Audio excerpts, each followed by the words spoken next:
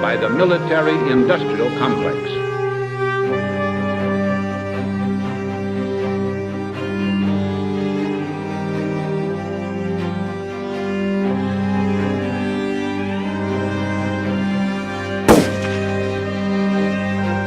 I'm just a patsy.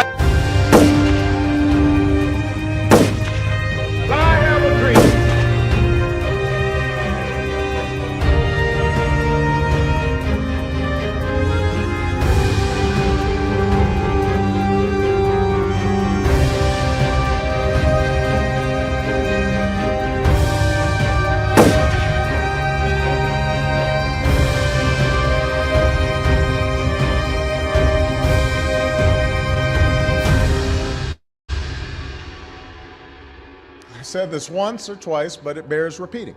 If you like your current insurance, you will keep your current insurance. You think about the Army and the Navy and the missions they run to protect the world, they run on SAP. Well, you have done a really spectacular job. I guess pretty much everybody at this table is your customer, so Exactly. that's not so bad. Exactly. I want to congratulate Thank you, Mr. President. Thank you.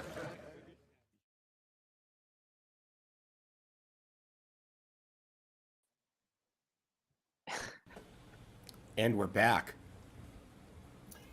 Hey, everybody. How you doing, Hey. folks? We're doing well. We are back. Great intro, Peter, I gotta say. Well, I think I'm out of focus here. I think I like to think I influenced it a little bit with the former, now defunct Paddy Wagon intro that I did. But there, George has the paperback of Citizen Journal. You in the tangible atoms, huh? Yep. You see a table of contents right there, right? You see an index right there. And this is the most beautiful book.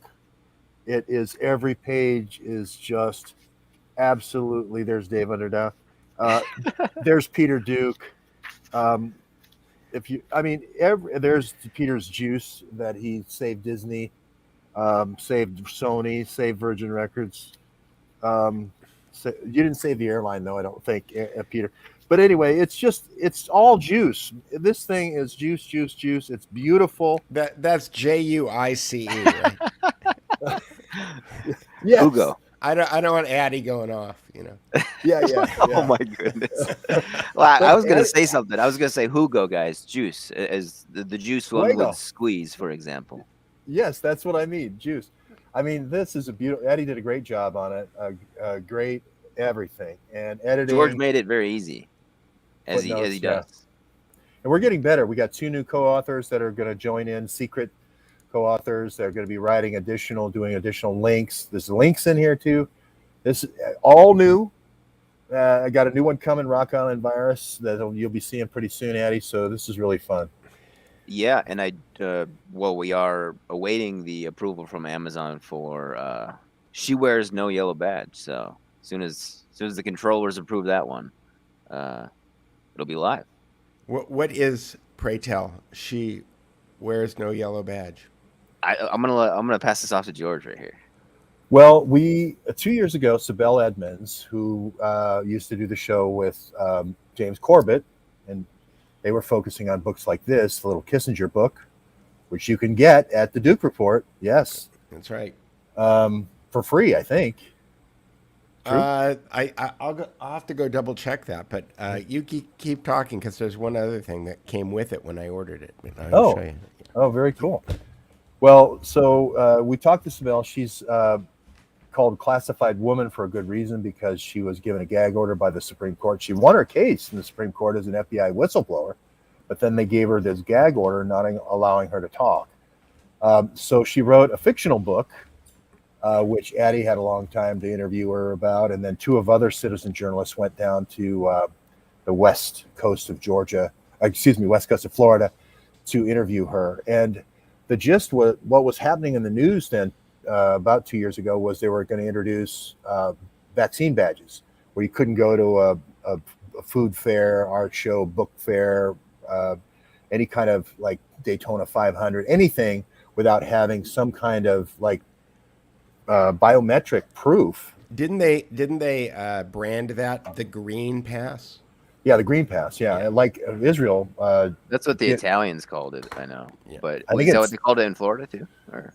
Yeah, and they were going to do it first for the Miami Food Festival, which was going to be like, you're only going to be able to have food if you have the Green Pass. So kind of holding food over everybody's head. So we wrote this book. We turned it around really quickly because I had the help of Addy and two other citizen journalists, and they dropped it after the book came out. They dropped it, but it was comparing wearing the yellow badge in Nazi Germany to this new yellow badge for COVID. And that, hence the title, She Wears No Yellow Badge. And this was something I spoke. Well, actually, Del Bigtree mentioned it to me when I was in was it Roswell area in Georgia for the UI Media Awards. Is we won on that issue. We kind of defeated that more or less nationwide. I mean, obviously there's, I think, pockets of culture that still kind of do it. I don't know what the state is up in New York with masks, but I know they can't buy ammunition anymore. But it was a win. Unless you're vaccinated.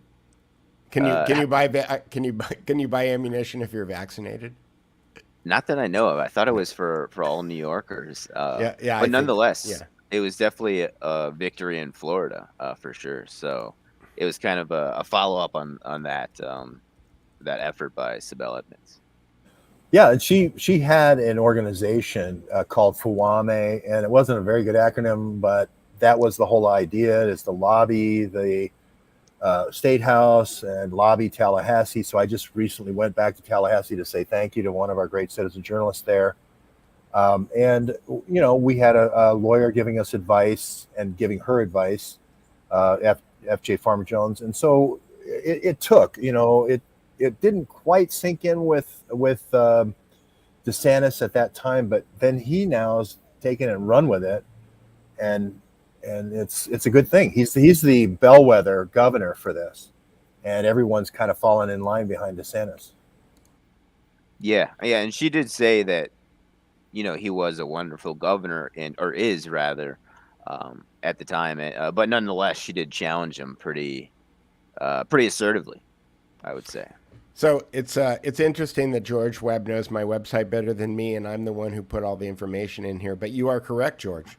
There is a free version of this book. If you click on that PDF button, I think you'll find the free version. And like I've said before, it's like in the book section of the Duke Report, I try to find all of the different books that we talk about on this show, that James Corbett talks about on his show, and Jay Dyer, and all the other great researchers out on the internet. Whenever somebody mentions a book, I always I added 2 or 3 today, I believe, because Dr. Farrell and dark journalist were talking about what I'm gonna the guy who was the Promise Software Maxwell. no the guy who Danny Casolaro. Oh, the journalist. They had, yeah. So there were a couple of Danny Casolaro books that I didn't have, and boom, boom, those are added to the Duke Report today too. So The anyway. the octopus. Is that the one? octopus, yeah, the octopus. Yes, I didn't have that, and I never got to Danny Casolaro's bathtub where he had slit his wrists. I could see him slitting his wrist completely on the one side, but then how do you have enough strength in the hand to do the other wrist at the same depth? These are questions that only the Holiday Inn will be able to answer. But anyway, I did go to Martinsburg and visited his last place. And, what I was thinking is, Peter, is I'm going to just go ahead and start reading these great books and give people a start. Addy and I did this for the Kissinger book. mm-hmm. Kissinger really isn't mentioned till the end of chapter 2. And then I do a 2-minute summary, like your friend did he reads half the book and gives a summary and then decides if you want to buy the second half. Jay Dyer. Jay Dyer does that. Yeah. I'm not going to do that. I'm going to just give it to you free, So if you want my 2-minute summary, and then you can pick it up and see if you want. Well, he does 2 hours. He does. Yeah. He does. Yeah, he does 2 hours. Anyway, what I wanted to let you know is that when I got my little Kissinger book, I got it. I think I used Bookfinder, and I got it from this place, Victory Books in Spokane, Washington, and they also sent me free a John Birch Society DVD. Which we all need, right? And now you can be on another list at the NSA. Yeah, Slaughter. Yes. You can have a whole new group of people listening to your phone calls. Yeah, exactly. Slaughter Pen. I've heard Honey many Pot, Slaughter Pen. varying takes on the John Birch Society. I don't know Yeah. much about them, but many people have spoken to me about them, and they seem to be, I don't know, they got some pretty strong opinions about that group. Well, it's interesting, starting in Wisconsin, in kind of right in the Paul Ryan. Remember, Paul Ryan was out there, one of the suburbs, and they were the most anti-communist group that you can imagine. Kind of a secret society almost, against fluoridation of water in the 50s. I mean, they were really out there. And Is that really out there, George? Well, no, it really isn't. If you got China dust, that's not out there. But what I'm saying is it was maybe used as a slaughter pen for people on the right, to dossier the people on the right, just like Antifa is being used to dossier people on the left. Yeah, I remember Aaron saying some stuff about him.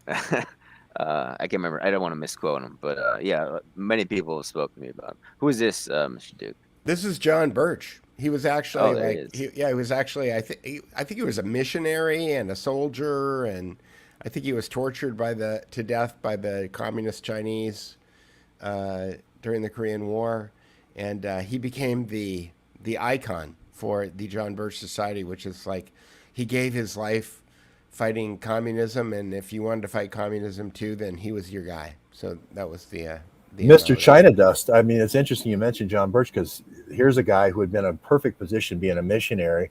I think he was a missionary in Western China, if I'm not mistaken, where the drug routes are. And the Flying Tigers wanted to fly that hump into Kunming and into Chengdu on that western side. I think he was over there. It'd be interesting if somebody knows a lot of John Birch history. But again, you have a whole flock to test, just like the Uyghurs, prisoners. You have a whole flock of people, 1 million people behind wire. So, yeah, China Dust. So anyway, when I get things like this, yeah, it leads me down another rabbit hole. It's like, I wonder what that is. What is that all about? Because I've got unlimited time to consume all of these things that it will sectorize your hard drive. If you put that thing in your computer, you are not thinking clearly. Stop. So we probably should mention, guys, the Queen died today. And yes, the Queen is dead. Long live the King, right? And I started thinking about it, and that's why I put on the headline today the Prince Charles Deadpool, because I'm just wondering how long Prince Charles is really going to be. I don't think he's going to be king. Like how long was she king? Queen? 70 50, years? 50, yeah, a long time. The longest, more than Queen Victoria, yeah. Yeah, I don't think Charles is going to make it that long. No. She was hanging around So- Nazis, real Nazis, wasn't she? Well, her Well, yeah, well, her uncle, I her think. uncle was for Yeah. sure.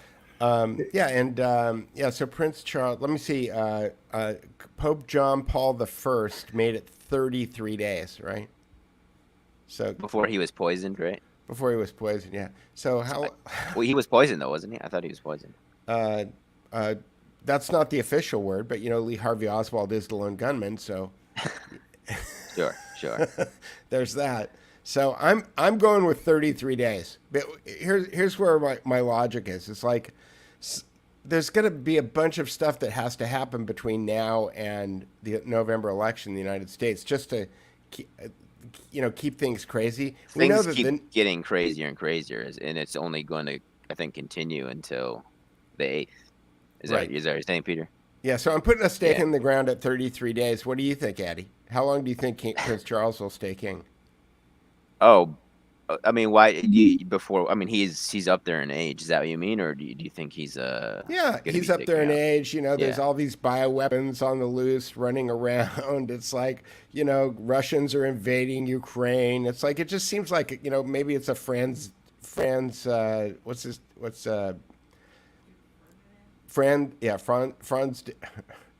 Duke Ferdinand. Yeah. maybe Who's after? Go ahead. Archduke Franz Ferdinand.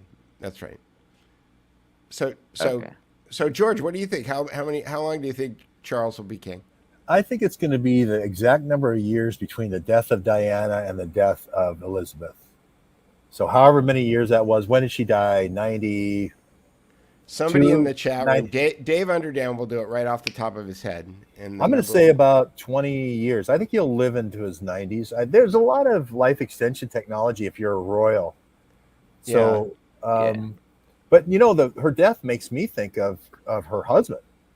And her husband was the number one guy for bioagents. And, he wanted to be reincarnated as a virus. Maybe they'll get together now and multiply. I think he was also in the Pizza Club too, as they used to say. Well, I don't know, but he definitely was. That's what I've heard. Involved in meetings with MI6 and looking at the possessions and looking at non-lethal ways of knocking down, like the Wellcome Trust, and Sir Henry Wellcome is one of his best pals for subjugating people with bio methods. So, I mean, we just have to call this thing as it is. This was the one way force multiplier, as Jeff Prather says, for the English to keep their possessions, was bioagents. And who was a Chomo was Lord Mountbatten. And wasn't he like the Emperor of India or something during the war? Mountbatten was the Governor General of India, and he was at the wedding of Elizabeth. He famously said, as he walked into the church into Westminster Abbey, "There's the guy who lost India," because Mountbatten's related to the Mountbatten that married Elizabeth. So he was like, yeah. You know how people whisper at the weddings, "There's the guy who lost India." And then he got assassinated by the IRA in a bomb, right? Sure did, out there on the boat. Yeah. And he had a really dark history. He had a Pottinger type history in his governing, because remember, he had Pakistan as well. Before they had split off, it was part of India on both sides. When he maintained, or when he ascended to that marshal rank in the war, the FBI opened a file on him and found out that he was a Chomo. So that one's proven, at least according to the FBI. So take that as it may. It's quite believable. And they indicted him, right? Yes, that's what they did, Peter. Was Bill Barr in charge of that investigation?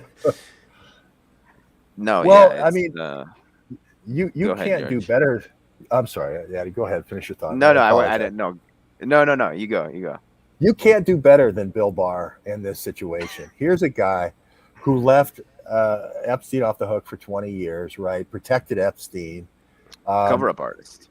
Put in the guy who is now the magistrate judge who's covering for Epstein, used to work for Epstein's employees, defended them.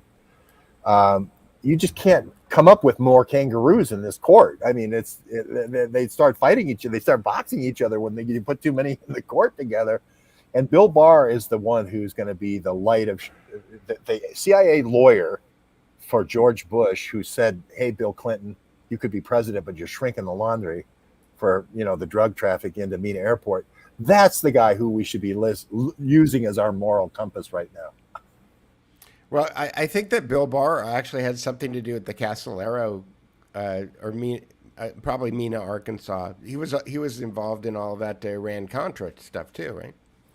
Yeah, he was the guy who was the first time as Attorney General who lowered the boom on Chip Tatum, and they were going to, hey, Bill, I don't want to prosecute you here, but Hillary, we keep sending 100 million in, and we keep getting 80 million back, and I think Hillary's keeping 20 over there at the Rose Law Firm. So we got to get this money laundering down to where the laundry doesn't shrink. I understand. Yes, exactly. And I think that the way that Chip Tatum told the story was that Barr went down there with a mini computer, which was a new thing, and on a C-1 on a big plane, and but before he filed his report, he was told specifically that you will not find any evidence on Governor Bill Clinton. So basically, he had narrowed it down to either the Clintons were taking money, or Barry Seal was taking money, or Noriega was taking money. And so he was told that he could come up with any conclusion that he wanted as long as it wasn't the Clintons. Yes, CIA. Yeah. And he's also, look, when Colby is showing the saxitoxin dart gun at the church hearings, look at the guy sitting next to him is Bill Barr. Yeah, and then he stonewalled. What is that called? Like the Pike Commission, right? Or the Pike Commission was the sister commission in the Senate to the House Commission of the. I think they turned it into the Rockefeller Commission later on, but it was okay. I thought I but it heard started Whitney as a Webb Pike. say that. It was the Pike. Yeah, he stonewalled that committee. Or sorry, it was a committee. Yeah, you're right. I want to know who in the Trump administration recommended Bill Barr for Attorney General. Like who called up Trump and said, we got to get rid of Sessions, we got to get somebody else in there. This guy Bill Barr will come in and he'll straighten everything out for you. Who was the person who did that? I don't know. I'm asking because I don't know. I think Jeff Sessions, the outgoing, had something to do with it. I think the people around Trump, the generals, still were not outed as backstabbers at that time. So Kelly, Mattis, Milley, McMaster, I don't think were all outed yet. Because didn't he become about 2018-ish? Because through the Mueller saga, right, we had Rod Rosenstein basically running things because Sessions took himself out. Right. Yeah. And then those two are like, that's like Himmler and Himmler's assistant. You got Rosenstein and you got Barr together. What's not to love if you're a Nazi? Sorry, I mean, I'm just calling it. No, that's great. I love it.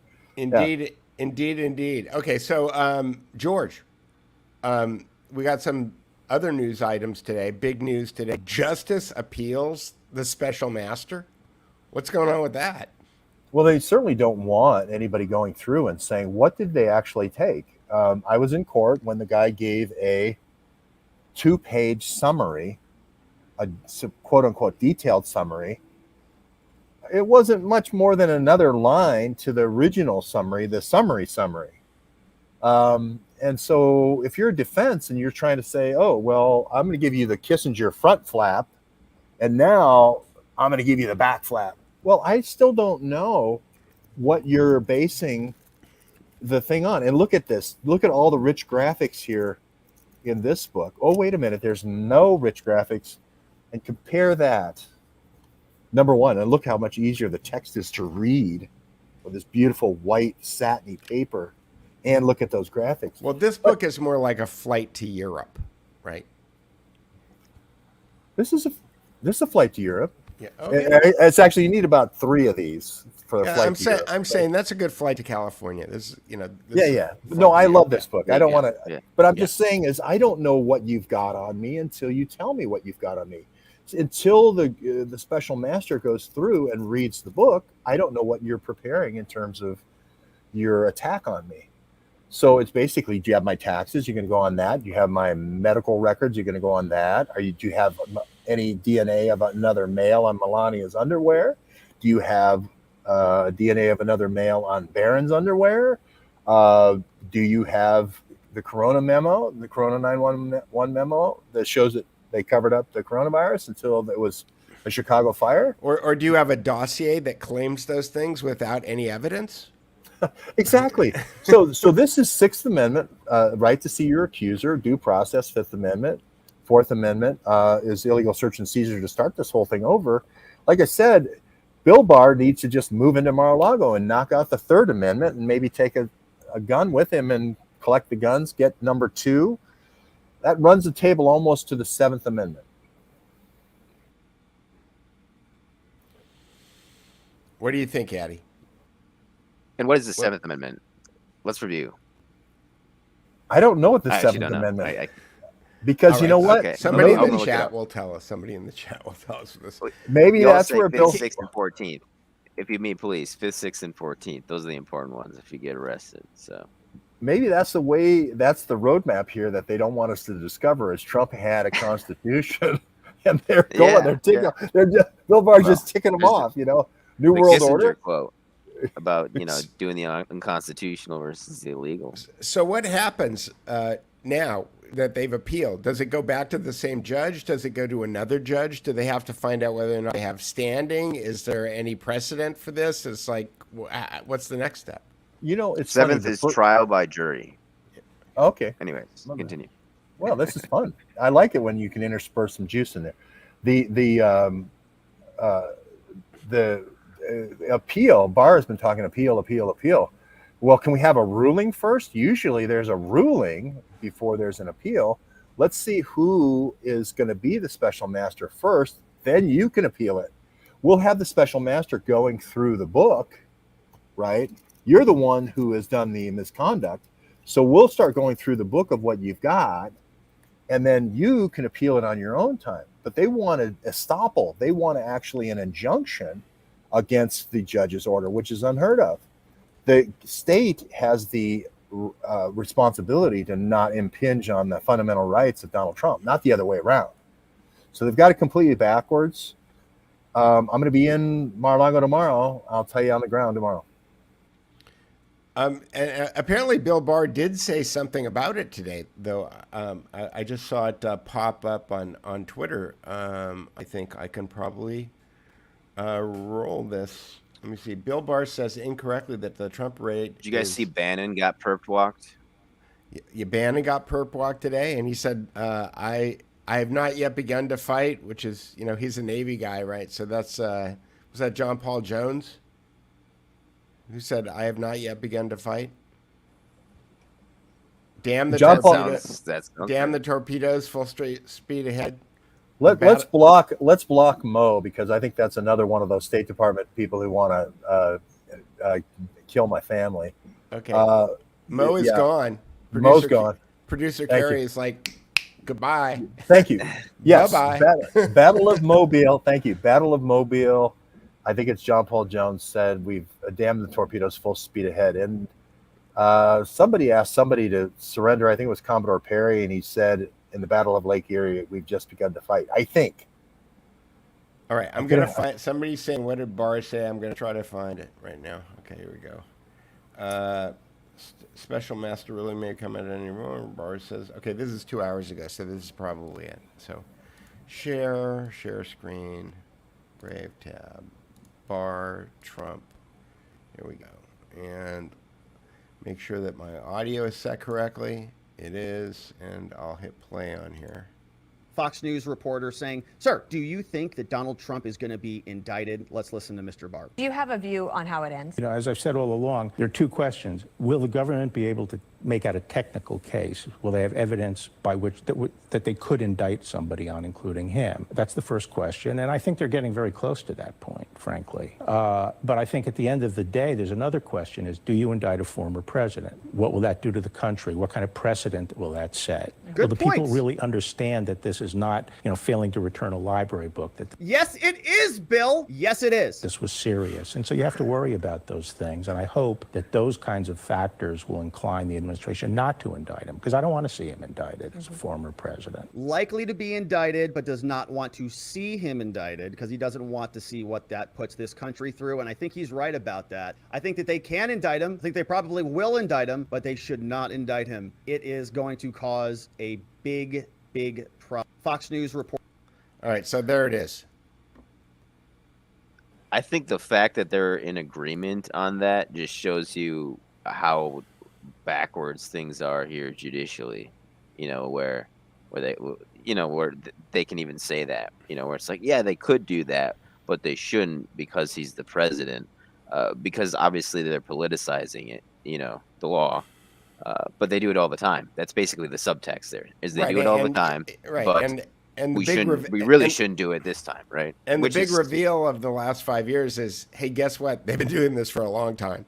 Yeah. It's like the whole rule of law thing is a joke. I've said this before, but my friends, I have a lot of friends who are attorneys, and my attorney friends are the ones that have the biggest problem contextualizing what's going on right now, because their whole kind of frame for their professional frame is that this is the law, this is the way it works. If you do it this way, it works out that way, and that's my reality. And then when they start to see, famously, Michael Barnes called me every day for like 2 years talking about all of the drip stuff coming out of Hillary Clinton's emails. And at the end of every conversation I had with Michael was, show me the indictment. Like, you're an attorney. Like, why aren't you asking where the indictments are? You keep watching the news, So, and it was like that for every other attorney that I'm friends with. So, yeah, I don't believe in rule of law, and what's happening to, like, everybody knows I'm not like the giant Steve Bannon fan. I agree with everything that he says, and I still have problems with him. And it's double jeopardy. He got indicted for the exact same charges that he already got indicted for, that he got pardoned for. So, like, clown world. I think they want to do full spectrum dominance, and they want to push him out again somehow, wheel him out again as the hero of the right, when he already called the president's son a traitor in his book. He already was going to stab Trump in the back when. You talking about Barr, George? No, I'm talking about Steve Bannon. Oh, Bannon. Okay, yeah. Steve Bannon, in his book, called Donald Trump Jr. a traitor, treason, guilty of treason. It's like, hey, it's nice of you coming over to Mar-a-Lago. Glad you enjoyed the Impossible Burgers on the barbecue. And I really wish you hadn't written that book that said my son was a traitor, right? Yeah. In the same interview, didn't he also say that Donald Trump was going to be removed from office via the 25th Amendment? Yeah. So why do people keep going back to Barr? After Bannon, excuse me, Bannon. Yeah. Both of them are the same. But after Cassius puts the same knife in the back and has the blood all over the stiletto, right? Why do they at 3 Brute? Yeah, at 3 Brute. Yeah. Like, how many times do you need to stab me from behind to realize this guy is no friend of mine? But they keep trotting him out. These Navy intel guys never give up on their tropes. Give up on the tropes. Get some new blood. And Barr's worse. Look at his background with Russiagate and not fighting against Russiagate, which was just where's the indictments there? So Barr's an empty bag of wind, right? Well, Barr looks like he's got one foot out the door and the other foot on a bagel. Well, and his dad Mark Kulak did some great stuff on his dad. We did a tour of all the things his dad did, Bay of Pigs all the way through, and Jeff Epstein, the whole thing, grooming. You just can't get any sicker than Barr, Epstein, and this little West Palm Beach. Epstein Barr virus. That's what Well, it is. a lot of people say that they were named after two Nazi scientists that ended up going to Fort Detrick, and those are. So I don't know if it's those two guys, but I'll run it down. No, I didn't mean literally. It's What I mean they is are a Barr. virus. Half the time when George makes a joke, it is literal. I'm not kidding. Barr supposedly. I know you're not kidding. Donald Barr had relatives that they were bringing to England. He's originally English, or his father was English, and then bringing him into national security laboratories, getting people top secret clearances. Remember Jeff Epstein doing that same thing at Battelle Labs with the bio? And then Epstein, the Epstein's Barr virus may not be their virus, but the scientists that they brought in sure as hell named it after them, because that's how they got their visas. All right, I do. So I do want to say Bannon never talks about that country in the Middle East. That's, what I'm talking about. Anyways, go ahead, Peter. Anyway, Ray Albright is recommending this book, which I will not say the name of because I want to try to keep my my channel sanguine. But I'll go look at it and see if I can find it and put it on the Duke Report book list. Well, I mean, the Cambridge Analytica with Mike Flynn was the key people looking at the Russian Oconus lures to put into the Trump campaign. Those are all the girls that ended up over at American University. So it's constant battle we have to fight over and over. What is that? Fiji water? Yeah, somebody wanted to know if it was Finlandia, which is vodka. So I think I do actually have a bottle of 20. I have a 20-year-old bottle of Finlandia with this much vodka. Oh no, I finished it with some orange juice a couple of weeks ago, but it sat around in my cabinet for a long time. But I digress. Yeah. Well, I just think Barr is a fun character that people still take seriously, and Bannon is even more fun that people take him seriously. So this is the signature they've reduction. got some decent numbers on signature reduction, there. big time. Yeah. Big numbers where, Addy? On his network, on RAB and on the War Room. He says everything you want to hear. Mm-hmm. He said, talk about a honeypot slaughter pin. Like I said, I'm perfectly. If Bannon wants to be the first one over the barricade and be Robespierre, I'll be Napoleon. I'll wait a year or two for everything to settle down and then show up. John Paul Jones said, "We've just begun to fight," and I should have known that because I was on a cruise in Annapolis where they told us that. So I apologize to all those John Paul Jones fans out there. Isn't that what I said? Yeah, you got it right. I thought it was. Was it the Battle of Great Lakes? Was it? Yeah, I think it was the battle against the British fleet up there and all that good stuff. But I think you had the right admiral, which is important. If you're talking about Navy intelligence, it's important to get your admirals right. Yeah, right. But he comes from your that dad world. was a Marine, right? Army. My dad was in Navy, so. At USS North Carolina. We went over to Wilmington and saw it. Yeah. We did a couple interviews of it. Yeah. That was pretty good. Cool. Shout out to Norman. Yeah, Norman Smith. I think he's in the house actually. So, I have a shout out. I have to pull it up though. So give me a minute here. But in the meanwhile, actually, I remember his name, Jimmy Beam. He wanted me to shout him out, and I wanted to shout him out as well. Thank you for buying me some coffee, sir. And then also, I think that person wants to remain anonymous. But shout out to Jimmy Beam, big time. I think he's in the audience too. So. Yes, thank you to anybody who's bought me a coffee too. One of the things that's kind of become a regular thing is that people send me messages and they ask me, they say, "Hey, George was talking about this book. I can't find it." And I can't remember what the book is that I put on the... Oh, it was the biography of the King of Belgium, or what was his name? The Leopold? Bilderberg guy. Bernard, Prince Bernard. Yeah, Bernard. I found, somebody said, I can't find this bio that George was talking about. And I went and I found it. I put it on the Duke Report. They bought me coffee. Thank you. Thank you, thank you, thank you. That was great. Sweet. That's awesome. And if you have problems finding a book, I'm getting pretty good at it. So let me know.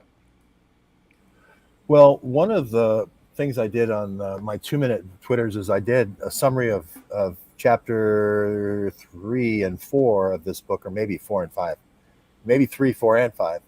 But Addy and I were both reading this on our drive through South Carolina. And I think we might want to start doing quick reviews to get people interested in these books, because once you do read them, it creates a common mind, a hive mind. And then you'll never have any problem believing that Matt Pottinger had Kissinger, said, hey, you need to take some empty folders and throw them on the floor, and then we need to take a picture, and we need to indict Trump because we can't have him coming in 2024. Well, on the bottom of each book page on the Duke Report, I always try to find a video that talks about the book. And sometimes there's a C-SPAN interview with the author or something like that. Or Jay Dyer, like I said, a lot of times he reviews these books. But I don't know if there's a straight up review of this book. And if you want to create a channel where you're just doing book reviews, you could call it the I don't know, New World Order book. I want to call something club. the Duke Book Report. That's what I want, because I did book reports when I was in like 8th grade. So I want to be the Duke Book Report. Right. Well, like I said, we can take those videos and we can just tag them in the bottom because I think that what winds up happening a lot is that I set the book section up. I try to find the most descriptive passage that describes what the book is about. And then I try to find as many links as I can to as many different sources. A lot of books they're impossible to find. The reason I started putting PDFs on the bottom of the book section is because books like Changing Images of Man or The Survival of the Wisest by Jonas Salk, those books, if you can find them, they cost thousands of dollars. And they've been out of print for so many years. But if I can find a PDF, then I'll put it up, and so I try to, make it as comprehensive as possible. And so, to that end, if you want to do reviews on any of those books, I'm happy to shove them in there. But we can also use those because, it's always like, here's where people will accuse us of grifting. It's also a way for us to refer to something else, because at the end of those little YouTube videos you can do what they call cards, and you can kind of point to other things. So if you created just a book review channel, like I can't imagine getting banned for doing book reviews. I mean I understand that John was reading whole books, and I think that he got copyright strike for doing that. But if you're just doing book reports, I think that can be very valuable. And a lot of people, I know what I was going to say. I lost the thread, but now I've got it back again. Stu Peters tweeted, I was talking to Stu Peters about the book Tragedy and Hope 101, and he had never heard of Carol Quigley, and he had never heard of Tragedy and Hope, and I suggested to him that he read the book. And in order to kind of like remind himself, he tweeted out, he doesn't have Twitter anymore, but he has lots of social media. And he posted a link to the Tragedy and Hope 101 page on the Duke Report, and I had 5 times the traffic that day of a regular day at the Duke Report. But the thing that's really disappointing, because I do run analytics, I don't run Google Analytics, I just run analytics for myself so I can see what people are clicking on. Almost nobody clicked on the book. Like, they went to the page. Almost nobody watched one of the 3 videos that describes what's in the book. They just went to the page, and then they thought, oh, well, if there isn't somebody telling me what to do, I'm going to leave. And so it was kind of depressing to me, because I thought the answers are out there. George, the biggest question that I had for George when I met him was, how do you know this stuff? And it turns out people People write these things called books, and all of this stuff is out there to know. But you never see this on 60 Minutes. Dan Rather never talked about this book. Like, you're never going to hear Charlie Rose ever mention any of this stuff because, they're basically Charlie Rose doesn't read. They're co-conspirators. So, Well, I think Charlie Rose was a shiner. You'd always say really, really nice things. So, but an apple polisher. An apple polisher. That's a He's great so word. obnoxious. That's a great word for him. But the thing nonstop interruptions from Charlie Rose. That was his legacy. One great thing though is when you go to DC and you live in a hotel and you go to Capitol Hill every day, is you're going to meet different people, or you live on an island full of NSA and people who work at Capitol Hill. You're going to meet different people than if you live in Saskatoon.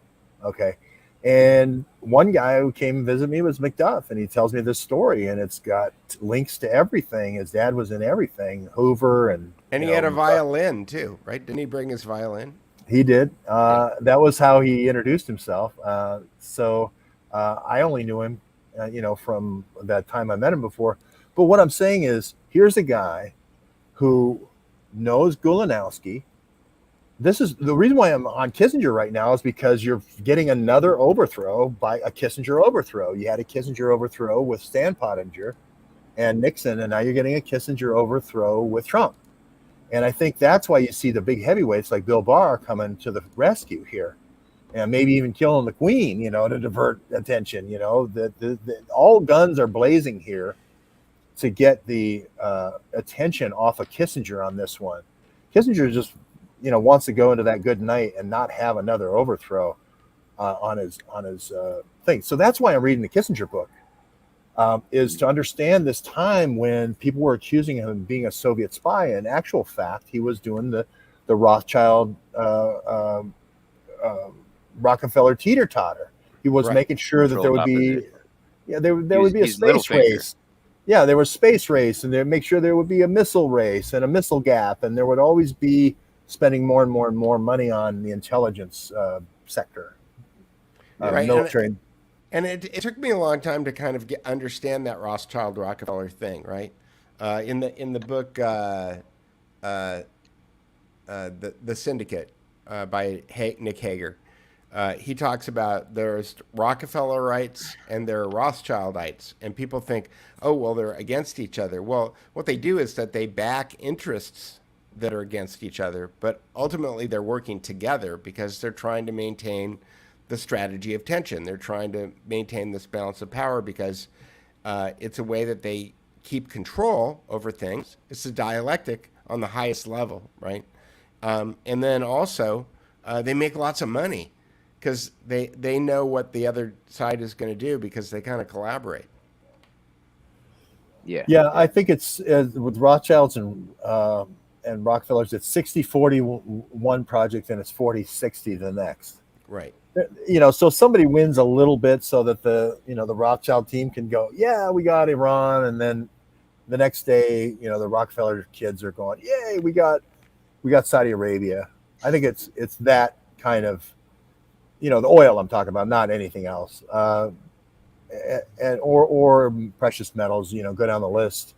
But I see people here. I see questions regarding. Question. Go ahead. 2024. I know. Bear with me here. Who is Trump's running candidate, you think? Well, two questions. Who would you want to see him run with, and who do you think he's going to run with? Maybe they're different. I'll let you go first, Peter. Well, I think a juicier question is who's he running against? Because I don't think he's running against Biden. Let's stick with Trump for a second. Let's say we don't know who he's running against. Okay.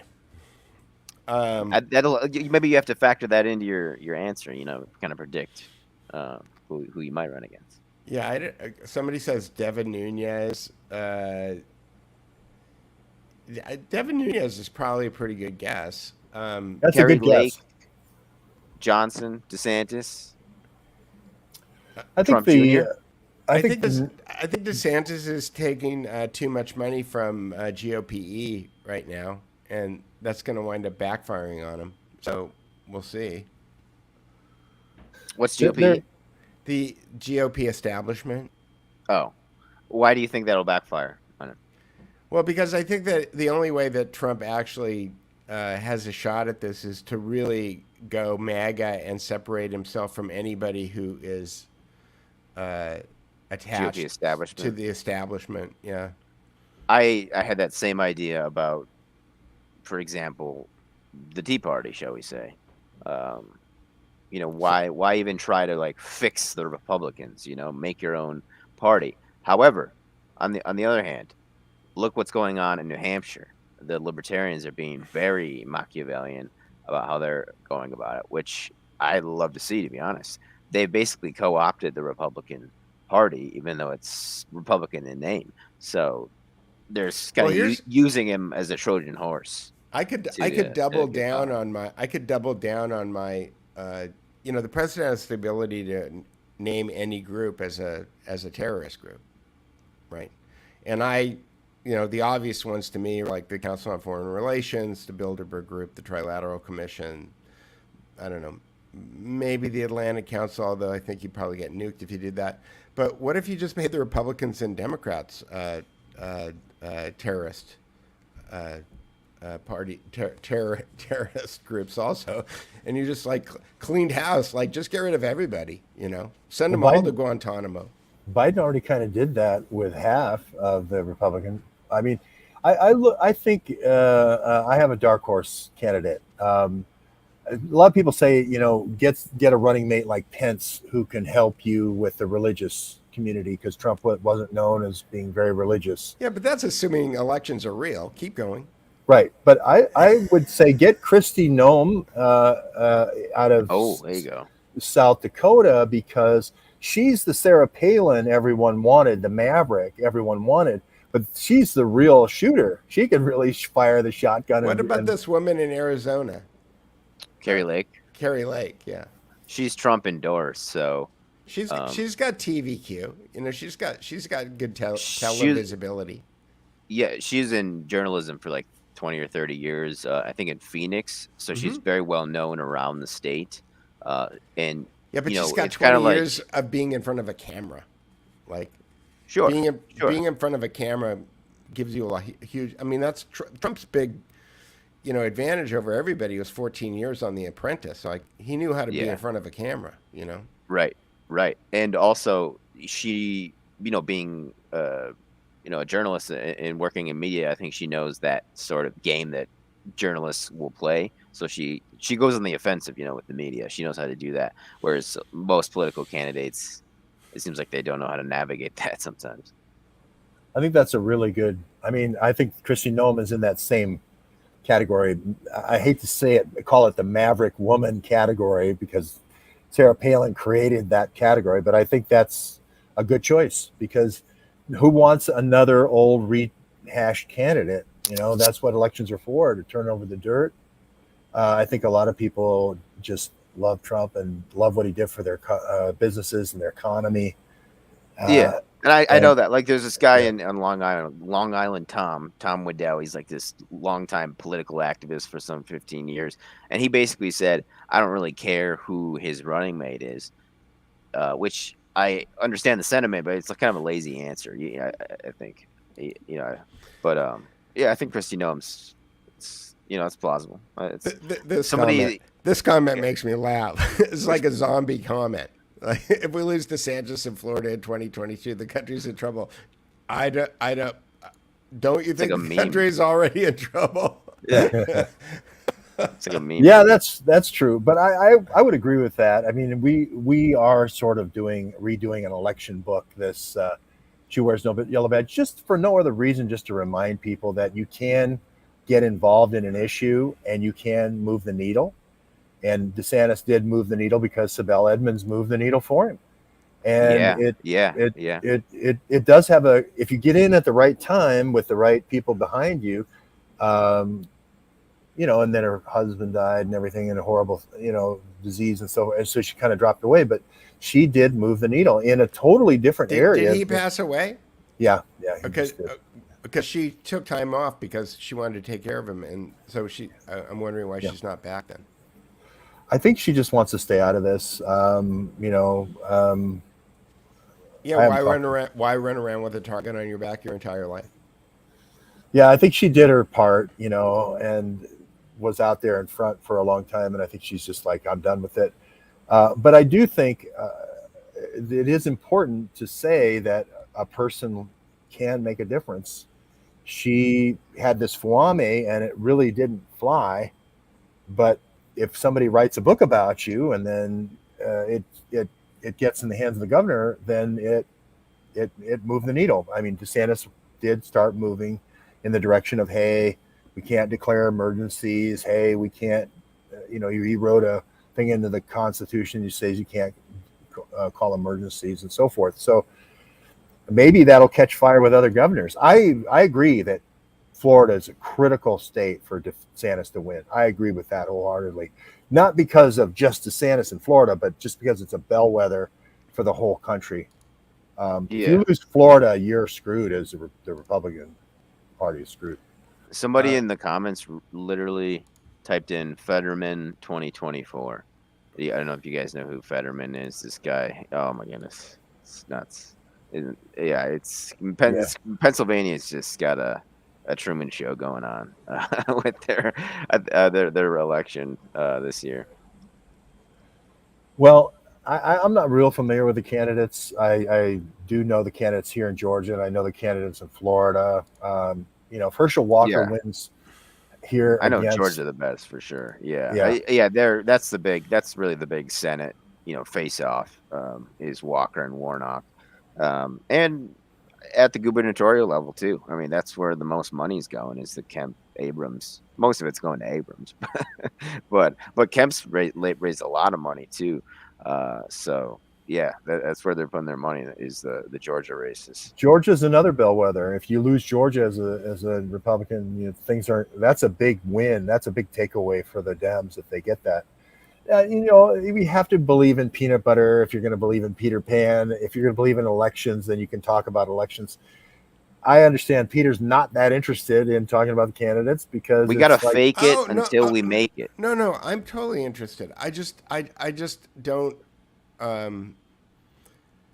believe that the more attention that we put on the candidates, the less attention we spend on what we can actually do to fix the country. Because vote harder doesn't seem to work.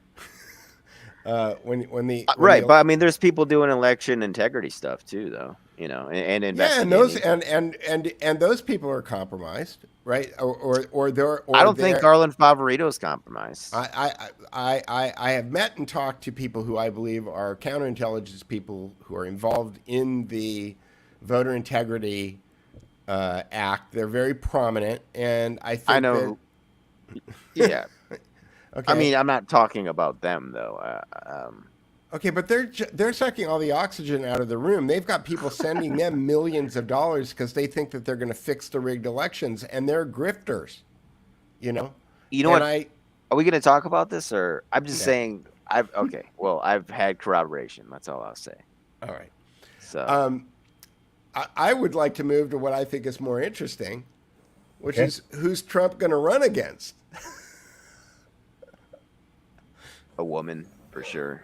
I think Carmella, because you can just hit on all the things, the racism, you can hit on the gender, you can hit on, you can bring out Black Lives Matter. Black woman in Georgia too, Stacey Abrams. Yeah, you can do whatever you want.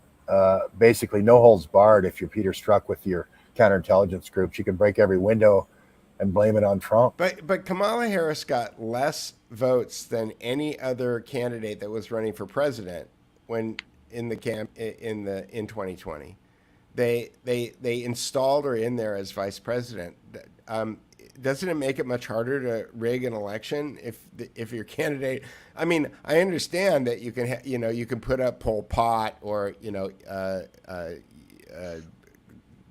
some tin pot dictator. And if you Lord Mountbatten. if you control everything, I'm reading the Smedley Butler book about how they opened the polls and it was the Philippines, or I can't remember, some small Grenada. They opened the polls and the Marines allowed 400 people in to vote, and then 400 people left, and then the Marines closed the polls. And that's how they installed the president of, I think it was Grenada or Nicaragua, one of those countries. And I understand that, if you have that amount of control, you can do that. But if you're dealing with the United States of America, you want to make it look like it's real, right? So putting Kamala Harris in there makes it really, really hard for the people. I mean, we all know that elections aren't completely rigged. That is, every vote that's cast is not fake. And what the riggers do is that they find out what the difference is between what they really got and what they need in order to push their candidate over the top. But when you start, having somebody who's got the lowest number of votes of anybody who's ever run for office running as president, and you're trying to push them over the top, I don't see that happening. Here's my guess. My guess is something's going to happen between 2024 and Kamala Harris becomes the president, and then they have to nominate a vice president, and whoever gets that nod is going to be the candidate. And right now, to me, it looks like Gavin Newsom. Hillary Clinton. Hillary Clinton. It's the boomerang. It's the boomerang that just keeps coming back and hitting you in the head. It's coming back. It's coming back. She's coming back. I think she's the VP, or she runs again, and Kamala's the vice VP. She's just not going to quit until she's the queen. But Arthur Stone is saying spot on, Peter, and I'm thinking, I don't know, George took all the wind out of my sails with Hillary Clinton. I think maybe he's right. Well, people are saying, now the Queen's dead, you can't write any books about the Queen. Everything's been said. And I think now's the time when you can really start writing books about the Queen. Right, because you can't get sued for libel. Exactly. No. She has royal sovereignty, royal immunity, or sovereign immunity, excuse me. But I think it would be a great, what if history, speculative history, if she meets Mountbatten and she finds out that he's really interested in bioagents for subjugating all the possessions, and she starts trying to talk him out of it subtly, Princess Di was doing with the gas masks, and then the anti-mine, trying to get the mines dug up and stuff. And I don't know, it would be kind of a fun thing if she turned into a Lady Di instead of what she became. I don't know. Maybe not. Maybe no one would buy that. So you're book. talking about what do they call that? Fictional history, or speculative historical fiction? Yeah, historical fiction. Yeah. Yeah. But it's sort of a what if. People like Wayne Madsen wrote a book about what if Trump had been blown up as a kid with his father at the Nuremberg rally in New York in 1940, like the something. Bill Clinton JFK picture. You're right. It's not a good idea. I'll take it back. We have to deal with Kissinger first. Well, let's get him taken care of. Yeah. I just thought I'd share this. Scott, I'm friends with Scott Pressler, and I respect what he does. Although I don't believe in what he does. I believe in that he believes in what he's doing. But he doesn't think he's the number. If for people who don't know, Scott Pressler is like the number one get out the vote guy for the Republicans. He goes around all these states. He's got full of energy and does a great job of getting people really energized and getting people registered to vote, and does get out the vote stuff, and he's a superstar in that regard. So when Scott Pressler says that I don't think that there will be a red wave, maybe a trickle, except Arizona, Florida, and Nevada, it isn't looking good. People tell me I would give everything for this country. Those same people won't knock on doors or become election day workers. Unless voters do something, I see no wave. So I'm one step. I think I'm one step ahead of Scott, but there it is. So this guy probably knows more about, he's got his finger on the pulse of what's going to happen in the next election than anybody in the country. You know, I've met Scott a couple times. I sat with him at one trial. Can't remember which one in D.C. for a couple of days, and I met him at American Priorities. So I had a chance to talk to him a lot, and he really. You talk about a young guy who's really knows how to leverage his career in a good way, because he was the guy who said, "Hey, let's just start cleaning up trash. I don't know what to do right now, so let's just start cleaning up trash." Yep. You know, because trash is bad. So I know that can't be wrong for Republicans and it can't be wrong for Democrats. And he just started going to every city. And the first thing he did was organize kind of a cleanup drive. Mm-hmm. And he was the only guy. Again, this is the advantage of being the only person doing anything. People are going to figure out who you are. And he got that brand. And then he started on the election thing with get out the vote, work the polls thing. And really nobody actually does that. Everybody does the talking. So let me ask you this. Did you notice Scott, because he's almost as tall as you are? Mm-hmm, mm-hmm. Yeah. He's very thin. He's very thin. And, you know, he's a young guy and he's a very good rider. And so he couldn't move you out of the box is what you're saying. No. Yeah. And G-Dub of old, you know, me and Charles Charles Barkley would have had a good tussle in the old days. Right. You know, you know, baby got back. Let's just put it that way. Right. Exactly. Back in the old days, but those days are gone. So, right. Well, I just wanted to remind everybody that there's a book written by you guys, Addy Adds and George Webb, Citizen Journalism and Public Intelligence, and How to Tell Your Story. And you can get it on Amazon right there.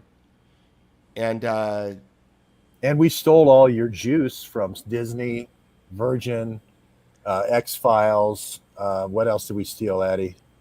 I actually stole it, but I blame Daddy. Okay, yeah. Are you talking about the story? The formula. Clock? Yeah. Well, we got the story clock, but we also got the 3 days of what we did in March 2020 on the Potomac. Yeah. All right. Yeah. So if you want to get all of the I'll put this out there. If you have any questions for me about what George and Addy have written about me, I'm happy to answer them. But you're gonna have to get the book and read it in order to be able to ask me the questions.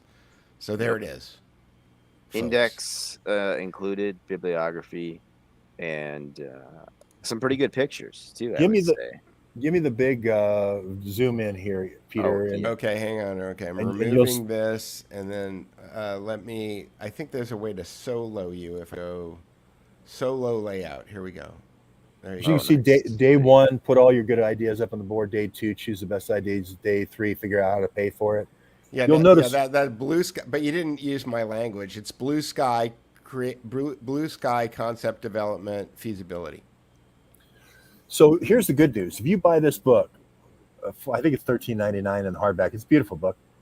You'll then get a watered down version of Peter Duke that you'll make you want to run out. You will want to run out and hire him for your company to do a 3-day in-person seminar for $5,000. So I'm giving you the visual footnotes right here. What George got the big idea and he delivered it in the book, but the thing that he was quoting me on is Disney has a method, an 8-step process, and I don't even remember what the last 5 steps are, frankly, because I only did the first 3 steps. That was my job, which is blue sky, concept development, and then feasibility. And in blue sky, you have a charrette. We would have charrettes. I was very interested when George started doing charrettes because I thought I was the only one who knew that word, and that's kind of very much a Disney Imagineering word.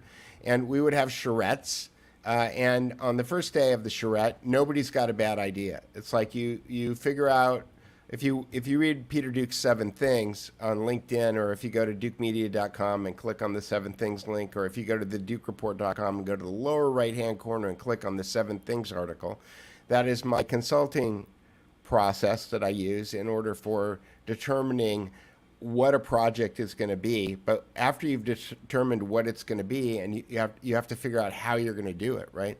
So the first step is blue sky. You get a bunch of smart people. You get Addy and George and Peter in a room, and you go, okay, this is this thing that we want to do. How are we going to do it? On the first day, there's no bad ideas.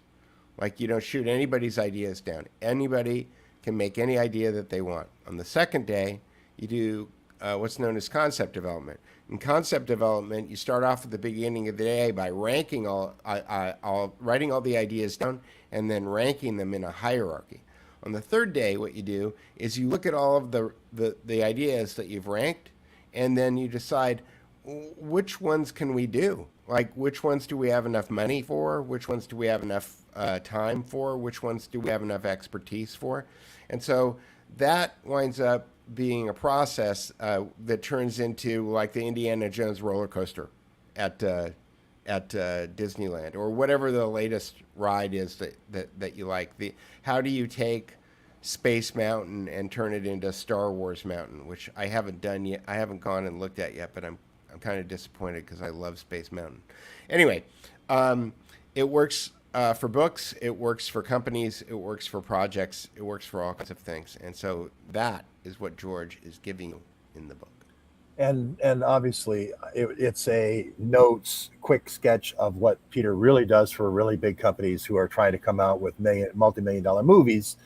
And if you're doing a theme movie parks, that I was into location-based entertainment, but they were on the lot. I was on the lot at Universal, so yeah. I'm just saying, if somebody's going to spend $100 million on a roller coaster, you're $5 million. Your $5,000 to have Peter for 3 days, 2.5 days, whatever it is money well spent. If you want to put him up at the Ritz, that's your choice. But I'm just saying, I don't know if it's 5,000. Maybe I'm underselling him. But anyway, you go to him as the expert, not me. But you get that in the book. You get that juice in the book that I stole from Peter, and you get it in the book. Well, here's another free one, another free piece of advice. When somebody calls you up and say, "How much do you charge?" You answer, "What's your budget?" Right? I'm sorry. Peter always grinds his teeth when I say things. No, it's only 5,000. No, it's okay.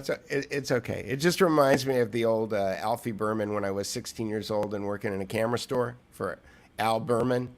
And he was showing me how to read price tags and how to tell how much we paid for something and what the list price was. I said, "Alfie," I said, "how do you know how much to sell something for?" And he goes, "Oh, Peter, that's the secret."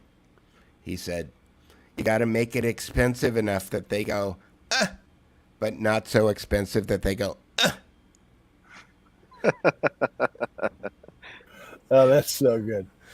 Well, and hopefully the 5,000 for the 2.5 days or 3 days, if you buy lunch on the third day, doesn't make people go, So maybe they'll, exactly. Because you've done a lot of those, and for the biggest companies in the world. And hey, why not give you a little bit of a plug after we took all your stuff? Well, that's good. Hey, so George, I know that we're running over, but there was one other thing that we were going to talk about today, and I thought we could talk about it before we left, which is what's going on with CNN. My filing should be around here somewhere. I was down in Atlanta court today filing the response to the motion to dismiss. What I basically said was I sent a service to something called the CT Corporation. I didn't say the CT Corporation Inc. So they refused it, and over that little stupid thing, I was dismissed on a defective service.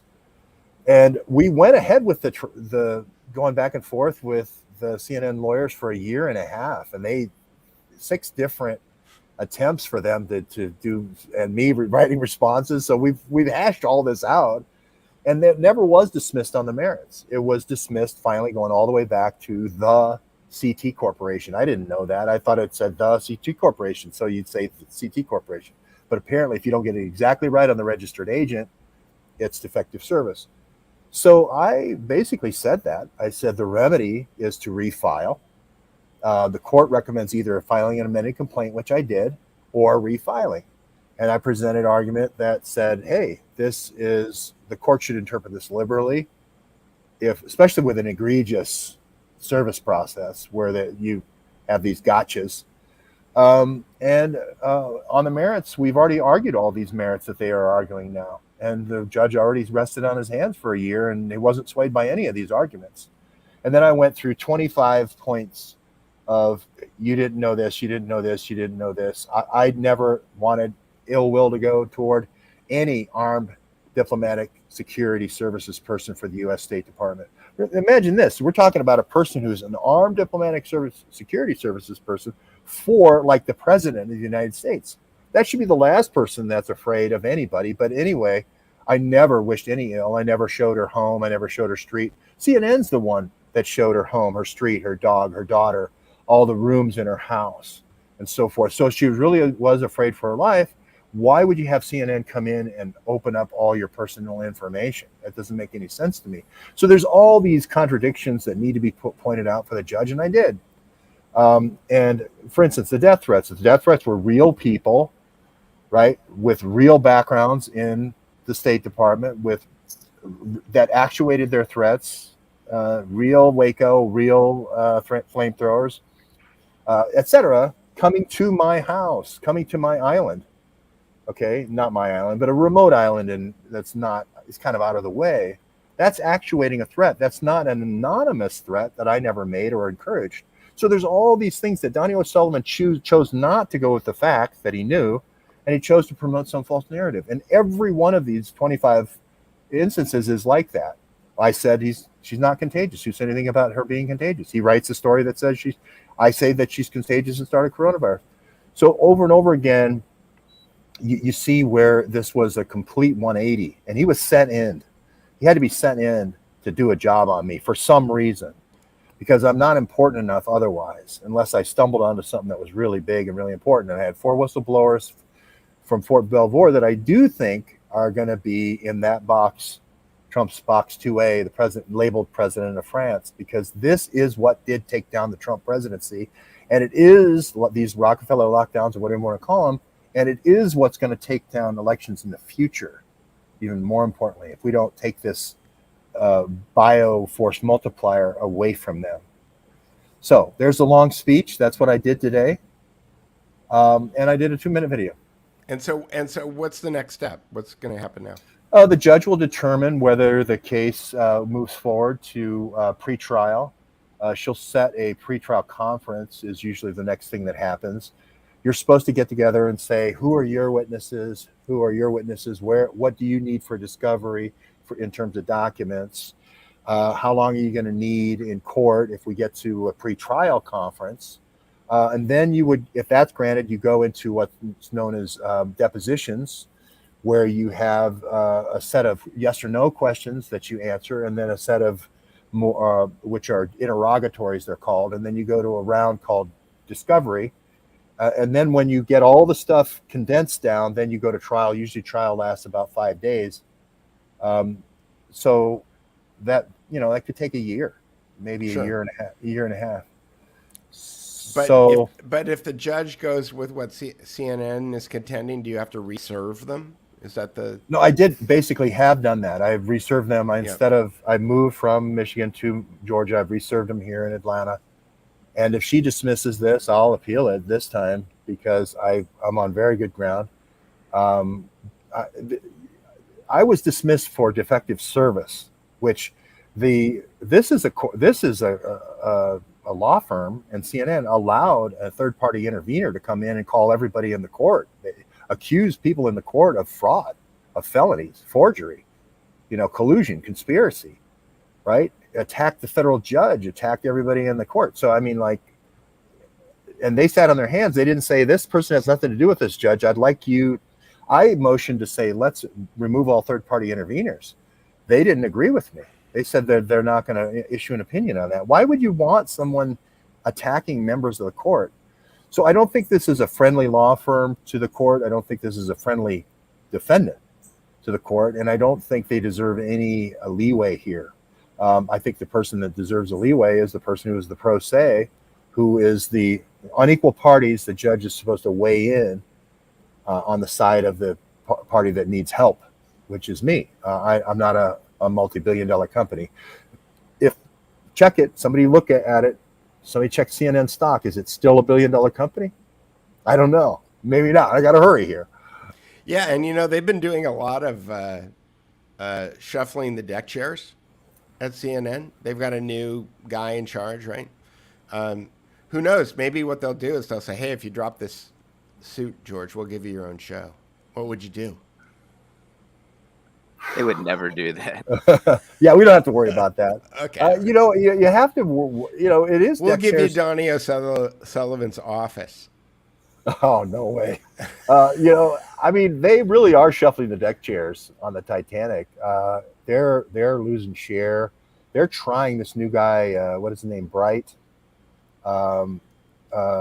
He's trying to get rid of the one-eyed, political hacks. That the Brian Stelter's gone.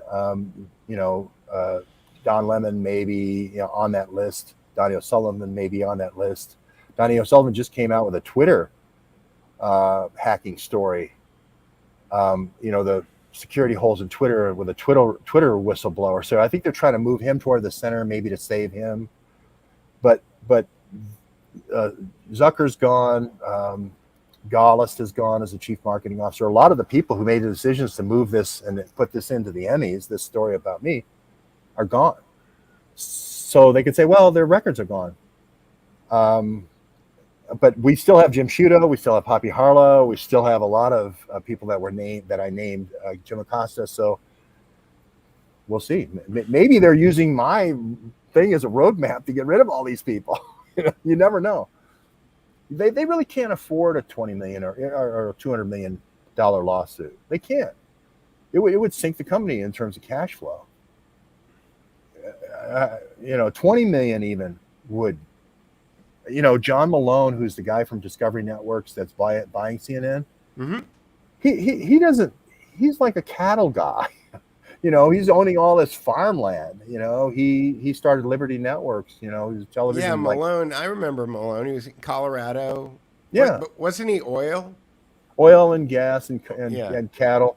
But he thinks like things should make money. Businesses should make money. Interesting. I'm going back to another company I worked for before where we were dealing with Malone. So I don't, and now I'm having to remember what that is. But anyway, I'm just saying, the day a dairy cow stops producing milk, what the rancher says. It's time for the market.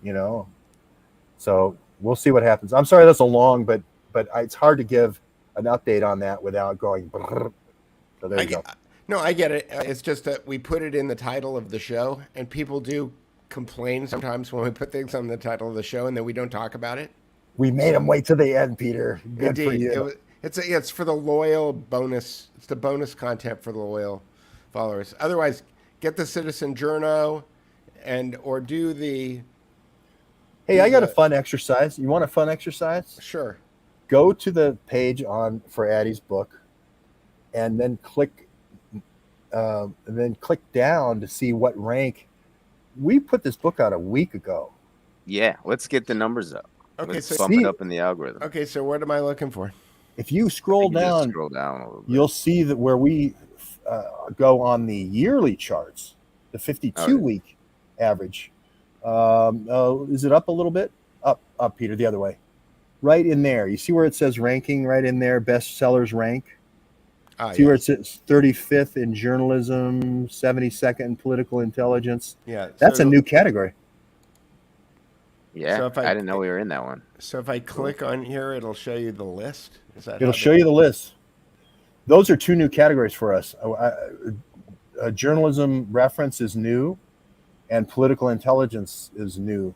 We've been intelligence and espionage and journalism. Yeah, yep, that's correct. So, yeah, on the same list with Fear and Loathing in Las Vegas. Oh, and Hunter Thompson's dead. Yeah, Hunter. Actually, yeah, two versions of Fear and Loathing in Las Vegas. You're up there with James O'Keefe and Matt Taibbi. Yep, and And you're above Tucker Carlson. Yes. You're That's what I beating. like to You're see. beating Tucker Carlson. Let me see. I'm afraid that On Duty with the Queen may spike this week, though. No, it won't. Very good. Don't tap into Elements. it, Americans. I do want to point out, though. I saw we got some buyers in. We have some buyers in Germany, the Netherlands, Australia, in addition to the United States and Canada, and the United Kingdom, of course. So I thought that was pretty cool. The German and Dutch buyers.